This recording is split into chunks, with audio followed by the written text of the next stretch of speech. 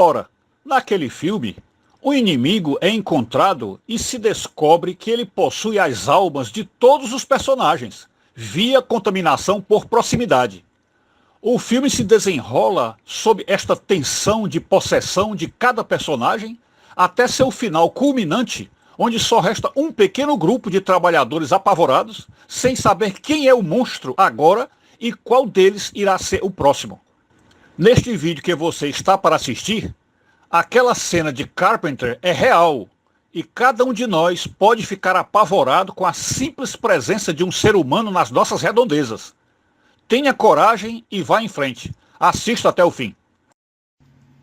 Meus prezados, vocês sabem aquelas situações onde as pessoas ao nosso redor chegam e a gente, através de uma inspiração, de uma intuição, a gente desconfia que aquelas pessoas que se aproximaram, às vezes uma só ou duas, ou grupo, são pessoas realmente que estão ali por malícia, estão ali para lhe chacoalhar, estão para lhe desmoralizar. E se você lembra, por exemplo, dos ambientes de escola, você se lembra que às vezes quando os grupinhos se reuniam diante de alguém, era para fazer aquilo que hoje em dia se chama de bullying, não é? E o que era isso? É o ódio pela inveja daqueles garotos, às vezes a um pobre coitado que é mais tímido, ou talvez que não seja tão belo, ou que não tenha certos atributos, ou não seja rico, e aí esse rapaz é alvo da perseguição, da chacota, da desmoralização e às vezes até da violência, não é? Então transporte isto agora para o mundo adulto. No mundo adulto também é assim. As pessoas se aproximam de nós e carregam dentro de seu coração uma maldade muito além do que aqui às vezes supomos, não é? Mas quando nós estudamos a palavra de Deus e estamos plenamente conscientes da verdade, por ter compreendido a escritura do começo ao fim, aí a gente começa a entender que o mundo é realmente de uma maldade impressionante. E esta maldade do mundo, ela vai muito além, talvez até do que as palavras humanas possam expressar. Por isso que é melhor usar a ilustração bíblica para que a gente possa entender o que é que Jesus sentia em relação a isso. O que podemos começar falando é o seguinte: será que existe na Bíblia algum trecho que fale sobre essa desconfiança generalizada da sociedade inteira, que nós podemos, vamos dizer assim, humildemente, sem ter esses conhecimentos todos, podemos dizer assim: a humanidade não é flor que se cheire. As pessoas não merecem nossa confiança. Nós não podemos abrir o livro de nossa vida, porque se abrirmos, corremos o risco de sermos ridicularizados, blasfemados, chacoteados, escarnecidos, né, zombados. Então, significa dizer que há uma maldade intrínseca, oculta e latente nas pessoas e que se manifesta, às vezes, por um mero toque de inveja ou alguma insinuação satânica. Então existe algum trecho na Bíblia onde Jesus mostrou isso, que ele sabia que a humanidade realmente não presta, que a humanidade é sacana, que a humanidade tem a malícia e que vem com essa malícia para desprezar, desmoralizar alguém e às vezes até fazer violência, como Jesus foi vítima dessa violência que começou lá no começo, quando ele começava a sofrer aquelas chacotas. Pois bem, existe esse trecho na Bíblia. Existe esse trecho na Bíblia. O trecho se encontra em Evangelho de João, capítulo 2, versículos 23 a 25. Eu vou ler rapidamente e vou tentar fazer um breve comentário. Veja o que Jesus diz aí. Enquanto estava em Jerusalém, na festa da Páscoa, muitos viram os sinais miraculosos que Jesus estava realizando e creram no seu nome. Mas Jesus não se confiava a eles, pois conhecia a todos. Não precisava que ninguém lhe desse testemunho a respeito do homem ou do ser humano, pois ele bem sabia o que havia no homem. Esse texto está dizendo o quê? Olha, Jesus não se confiava às pessoas.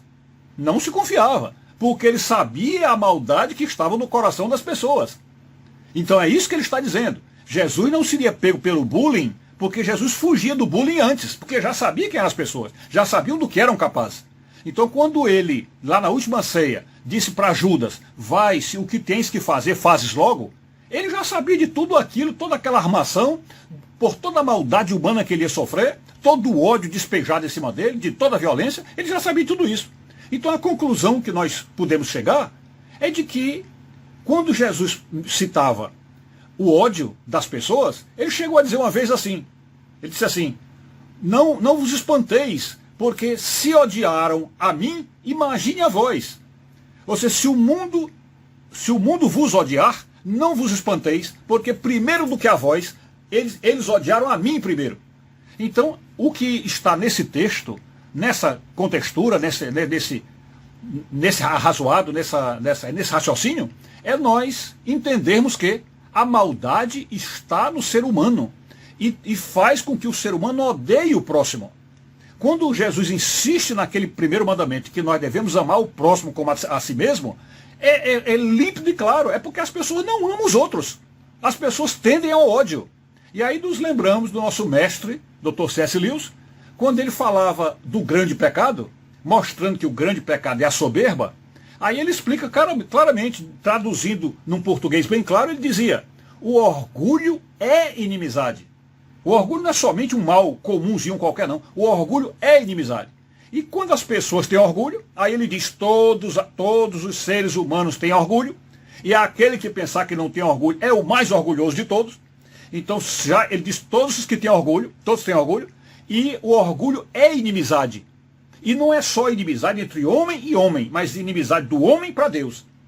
Então, e com isso eu estou tentando desnudar essa história na humanidade, que fica meio piegas, fica assim uma coisa melosa, bajulatória, uma lisonja, uma falsa lisonja, das pessoas se elogiando e trocando afagos, principalmente em caso de velório, de pessoas falecidas, então todo mundo fala bem do morto, mas entre mortos e vivos, e entre vivos e vivos, o ódio é o fermento, é o que existe entre as pessoas. Isto é o que existe. E Jesus transfere toda essa noção quando ele diz que até os inimigos do homem serão os de sua própria casa. Porque ele diz, pais matarão filhos, filhos matarão pais, irmãos matarão irmãos. Então, ele está falando o quê? Que o ódio é o príncipe da humanidade, é o que reina na humanidade. E quando ele veio, sabendo que aqui é um mundo dominado pelo Deus do ódio, que é o demônio, ele veio para eliminar as trevas da maldade no coração humano. Ele veio para isso. E que maldade é essa? A maldade principal. E a principal maldade o quê? É o ódio uns dos outros. O ódio provocado pelo quê? Pelo orgulho. Porque cada um se acha superior, cada um se acha maior, cada um se acha maioral. Então por isso os outros são quinquilharia, são lixo. Né? Então aí está, eu tentei com isso desnudar esse quadro, para que nós não fiquemos naquelas lisonjas, naquelas nostalgias e coisas assim, que parece um romantismo estéril, completamente ilógico, tá certo? Então é isso aí. Fiquem com Deus.